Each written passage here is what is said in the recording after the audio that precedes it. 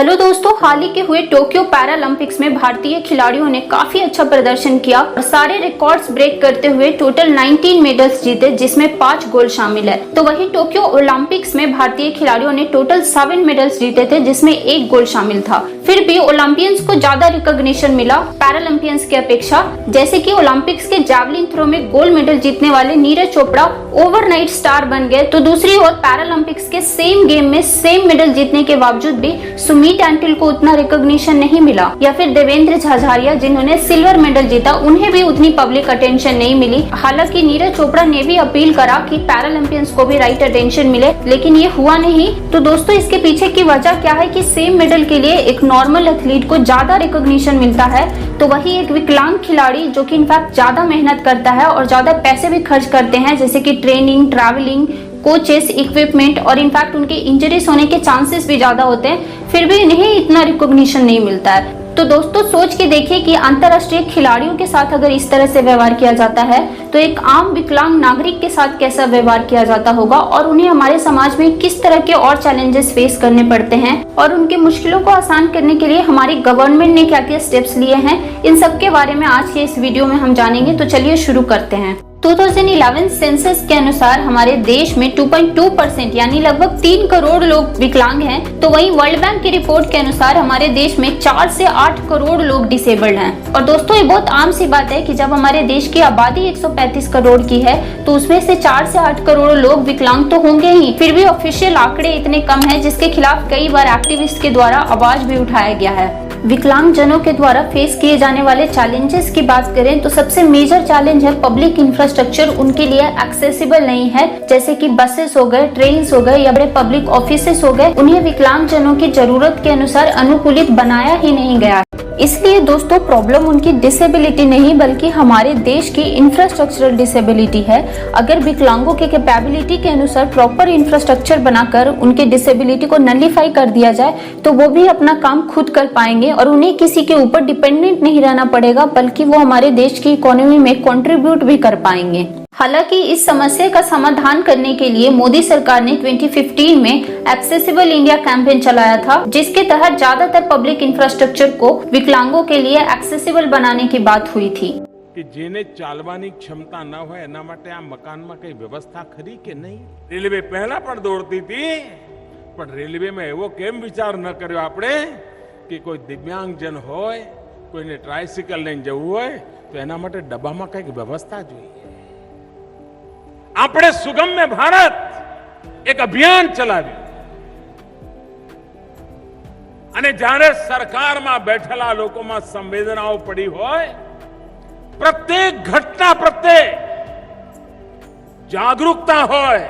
इस अभियान को 2016 तक कंप्लीट करने का टारगेट लिया गया था और अब तक 4 बार इसे पोस्टपोन करा जा चुका है और अब भी कुछ खास काम हुआ नहीं है। जैसा कि हम अपने आसपास भी देख सकते हैं कि पब्लिक इंफ्रास्ट्रक्चर अब भी दिव्यांगजनों के लिए एक्सेसिबल नहीं है। उनका नेक्स्ट चैलेंज एजुकेशन और एम्प्लॉयमेंट की बात करें तो यूएन रिपोर्ट के अनुसार 75% विकलांगजन अपने जीवन काल में कभी भी स्कूल्स अटेंड ही नहीं कर पाते हैं, क्योंकि ज्यादातर विकलांगजन गरीब हैं और कुछ विकलांगजन के पेरेंट्स अफोर्ड कर भी सकते हैं तो उन्हें नॉर्मल स्कूल्स में एडमिशन दिया ही नहीं जाता है। और क्योंकि उन्हें एजुकेशन सही से नहीं मिल पाती है, जिसकी वजह से उन्हें एम्प्लॉयमेंट भी नहीं मिलता है। और रिपोर्ट्स के अनुसार 80 to 90% विकलांगजन अनएम्प्लॉयड रह जाते हैं और कुछ लोग स्किल्ड भी हैं तो उन्हें सोसाइटल एटीट्यूड की वजह से काम नहीं मिलता और काम मिलने के बावजूद भी सेम वर्क के लिए उन्हें पे कम किया जाता है और कंपनी को दिक्कत पड़ते ही सबसे पहले ले ऑफ भी इन्हें किया जाता है, क्योंकि ये हमारी मानसिकता हो गई है कि अगर कोई विकलांग है यानी कि हमारे ऊपर बोझ है। और इन सब की वजह से पब्लिक सेक्टर में अब भी 0.5% तो वही प्राइवेट सेक्टर में मात्र 0.28% दिव्यांगजन एम्प्लॉयड हैं, यानी आधे प्रतिशत से भी कम। हालांकि right of person with disability act 2016 के अनुसार गवर्नमेंट जॉब में 4%, तो वही हायर एजुकेशन इंस्टीट्यूट में 5% रिजर्वेशन का प्रावधान है। इसके बावजूद भी ईरा सिंघल जैसे डिसेबल्ड कैंडिडेट्स के द्वारा यूपीएससी क्लियर करने के बाद भी उन्हें पोस्टिंग से डिनाई कर दिया जाता है और उन्हें केस लड़ना पड़ता है सर्विसेज ज्वाइन करने के लिए। तो वही टॉप यूनिवर्सिटी जेएनयू के बारे में आरटीआई के थ्रू ये रिवील हुआ था कि 2014 से 2018 तक मात्र 6 डिसेबल्ड कैंडिडेट्स को वहां पर रिक्रूट करा गया था असिस्टेंट प्रोफेसर के पोस्ट में। तो दोस्तों, आप समझ सकते हैं कि ग्रुप ए जॉब और टॉप यूनिवर्सिटी में ये हालात हैं, तो लोअर जगहों पे इस एक्ट का क्या ही इम्प्लीमेंटेशन हुआ होगा। होगा। विकलांगता दो प्रकार की होती है। पहले वो लोग जो बचपन से ही विकलांग होते हैं और वो मेनली इस वजह से होता है क्योंकि प्रेग्नेंट मदर्स को प्रॉपर केयर नहीं मिल पाती है, जैसे कि गरीबी होने के कारण उन्हें हार्श कंडीशंस में भी काम करना पड़ता है। तो वही डिलीवरी के टाइम उन्हें प्रॉपर मेडिकल फैसिलिटीज नहीं मिल पाती, जिसकी वजह से बच्चे विकलांग पैदा होते हैं और इसी वजह से ज्यादातर विकलांगजन गरीब भी होते हैं और रिपोर्ट के अनुसार 70% विकलांगजन गांव में रहते हैं। दूसरी कैटेगरी में वो लोग आते हैं जो कि बचपन से विकलांग नहीं होते बल्कि बाद में एक्सीडेंट, डिजास्टर या फिर वॉर होने की वजह से विकलांग हो जाते हैं, जैसे कि हमारे सैनिक। हालांकि विकलांगता इन वजहों से होती है, लेकिन 2005 में यूपी और तमिलनाडु में हुए एक सर्वे के अनुसार 50% लोगों का ये मानना है कि विकलांगता एक पाप है और वो पिछले जन्म में कुछ बुरे कर्म की वजह से होता है। और दोस्तों कहीं न कहीं इसी मानसिकता की वजह से हमारे देश के विकलांगजनों के साथ इस तरह से व्यवहार किया जाता है और सोसाइटी के इस एटीट्यूड को कंफर्मेशन मिलती है हमारी मैथोलॉजिकल स्टोरीज और बॉलीवुड से। जैसे कि महाभारत की इविल कैरेक्टर धृतराष्ट्र को विकलांग दिखाया गया है, तो वही रामायण की इविल कैरेक्टर मंथरा को भी विकलांग दिखाया गया है। और बॉलीवुड में विकलांगजनों को ज्यादातर भीख मांगते हुए दिखाया जाता है या फिर वो किसी प्रकार से बोझ होते हैं और लाचार होते हैं। और शायद इसी वजह से जब हम किसी एबल बॉडी को भीख मांगते हुए देखते हैं तो हमारा सबसे पहला सवाल यही होता है कि भाई तुम तो नॉर्मल हो, तुम क्यों भीख मांग रहे हो। जैसे मानो हमने पहले से ही अज्यूम कर लिया है कि अगर कोई विकलांग है तो उसे तो भीख ही मांगना चाहिए।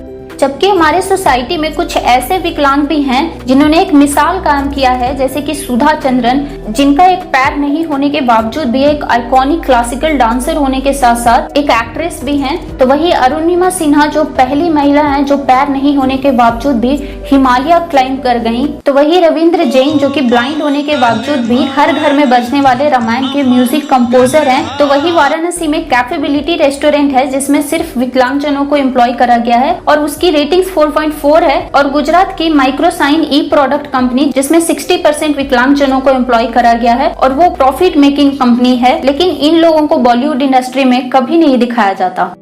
और दोस्तों national centre for disable people के स्टडी के अनुसार 2008 से 2012 तक विकलांगजनों पे सिर्फ 0.0009% जीडीपी का खर्च किया गया था। और अगर आपके मन में भी ये सवाल आता है कि भारत में ऑलरेडी इतनी तकलीफें हैं तो कहाँ हम इन विकलांगजनों के बारे में सोचें, तो दोस्तों वो भी हमारे देश के नागरिक हैं और वो हमसे कोई खैरात या भीख नहीं मांग रहे हैं बल्कि अपना मौलिक अधिकार मांग रहे हैं, जो कि कॉन्स्टिट्यूशन के अनुसार हर एक नागरिक को मिलना चाहिए। चाहे वो स्कूल, कॉलेज या यूनिवर्सिटी जाने का अधिकार हो, नौकरी करने का अधिकार हो, थिएटर में जाकर फिल्म देखने का अधिकार हो या फिर पार्क में जाकर खेलने का अधिकार हो। और जैसे हम टैक्सेस पे कर रहे हैं वो भी तो टैक्स पे कर रहे हैं, तो जो सुविधाएं हमें मिली है वो उन्हें क्यों नहीं मिले। 2010 के इंटरनेशनल लेबर ऑर्गेनाइजेशन रिपोर्ट के अनुसार भारत हर साल 3 से 7% अपनी जीडीपी का लूज करता है क्योंकि विकलांग मेन स्ट्रीम का हिस्सा नहीं है और साथ ही साथ उनकी सेवा करने के लिए कुछ और लोग वर्कफोर्स से बाहर हैं। तो दोस्तों अब ये हमारे हाथ में है कि या तो हम इसी तरह से जीडीपी लूज करते रहें या तो विकलांगजनों के लिए इंफ्रास्ट्रक्चर एक्सेसिबल बनाया जाए और असिस्टिव टेक्नोलॉजीज को न सिर्फ पॉलिटिकल गेन्स के लिए डिस्ट्रीब्यूट करा जाए बल्कि एक प्रॉपर लॉन्ग टर्म प्लान के थ्रू उन्हें डिस्ट्रीब्यूट करा जाए, क्योंकि डिसेबल्ड पीपल की बुनियादी जरूरत है। क्योंकि विकलांगजनों को सिर्फ दिव्यांगजन या फिर स्पेशली एबल्ड कहने से थोड़ी ना काम चल जाएगा। और दोस्तों ज्यादातर डिसेबल्ड पीपल जिन्होंने सोसाइटी में कुछ अचीव करा है उनकी फैमिली ने उन्हें एक्सेप्ट करा था, उन्हें सपोर्ट करा था और उनकी डिसेबिलिटी की वजह उनकी एबिलिटी पे फोकस करा था। तो दोस्तों आई होप मेरी मैसेज आप सब तक पहुंच गई होगी। तो इसी के साथ आज के इस वीडियो को अंत करते हैं, बाकी मिलेंगे नेक्स्ट वीडियो में, तब तक के लिए शुक्रिया।